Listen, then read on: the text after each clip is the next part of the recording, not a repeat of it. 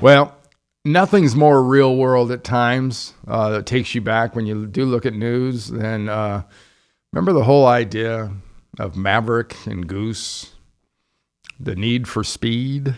Well, if you've got a need for speed, has Dodge got a demon for you? Wow. The Dodge Demon.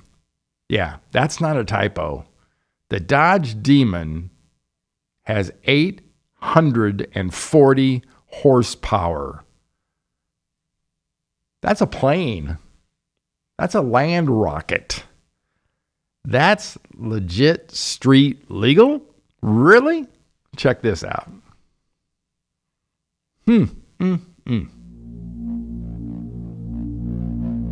When we started out to build a Demon, we didn't start out to compete with anyone else in the industry. We started out working from our background and being the best version of what we could be, because we are completely different. We are not trying to be a sports car. We are not trying to be a pony car. We're trying to be a street strip muscle car, and there's no one else in that space. Wow. There's nobody in that space like that. That's for sure. That's a car that you immediately are the fastest thing on the street.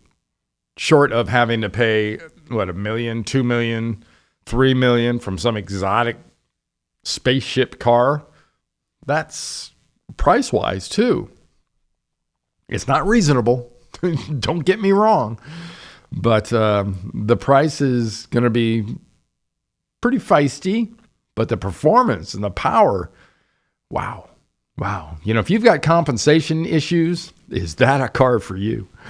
Next up is a story that I had to shake my head, especially in the context of what happened with the Texas church massacre with the former Air Force veteran who had been discharged, who has mental issues. The Army has announced they have a 80,000 goal for enlistment. And remember, this is a volunteer Army. So they are offering not only cash inducements to join, they're lifting parts of the ban on recruits with a history of self-mutilation and other mental health issues. Did we learn nothing last week? Mental health issues in this country are significant issues when you start talking about, defending the country, walking around with guns. I mean, it's crazy. Come on, get your stuff together. And is that discrimination? No, it's not discrimination. That is nuts. But hopefully people will come to their senses on this and come to their senses in a pretty timely manner when it comes to this issue, because it makes me want to do exactly what that young lady's doing right there, to consider some of the things that could happen.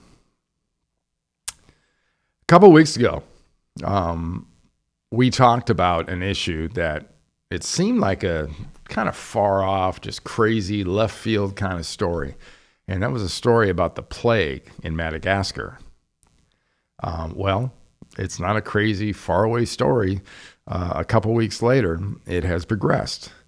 And they've now come out with other issues and stories that say there's millions at risk as the Black Death, not always a good sign for a disease when it's called the Black Death, may mutate and become untreatable until we can figure out another way to treat it.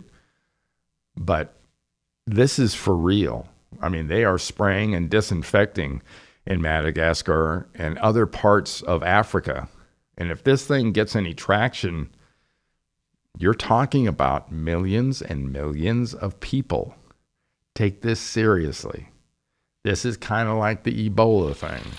These are the culprits partly responsible for the plague spreading in Madagascar. Infected rats spread the bubonic plague, while the pneumonic plague is carried from person to person. More than 160 people have been infected. On average, 200 to 600 people are infected annually in frequent outbreaks of the plague in Madagascar's rural areas. But this time, it spread to populated parts. The government has now banned public meetings in the capital, Antananarivo. We buy a mask because we have heard of the disease that is spread through breathing. So just to be on the safe side, you never know. You can't overreact to this. It's got to be stamped out. And remember where this is happening. This is happening, in the part of Africa that's very nearby places like Saudi Arabia, and it's a very delicate area, is what I'm trying to say. Pay attention to this story, and hope not only we do, but everybody pays attention to this story.